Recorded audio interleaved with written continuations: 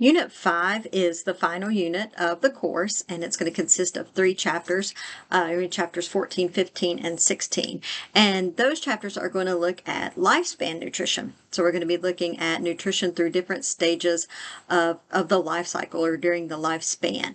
So in chapter 14, what we're going to look at is the nutrition requirements during pregnancy and breastfeeding. So obviously we're going to have some special requirements, some things that are going to change. We're going to have some needs that are going to be in higher demand when there is a pregnancy and when there is breastfeeding that goes on. So we're going to talk a lot about that in chapter 14. And then in chapter 15, we're going to talk about once we get that baby to an infant and get that infant up through their school ages and up to an adolescent, what are their nutrient needs and what are the increased nutrient needs during those specific life stages and lifetimes.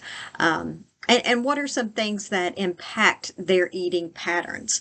What can keep them from maybe having the healthiest eating pattern? So we're going to look at some things that might be some roadblocks with that and maybe how to get around those and how to foster healthier diets for those stages during infancy through adolescence. And then in the last chapter of the course, we're going to be looking at the nutrition requirements for older adults.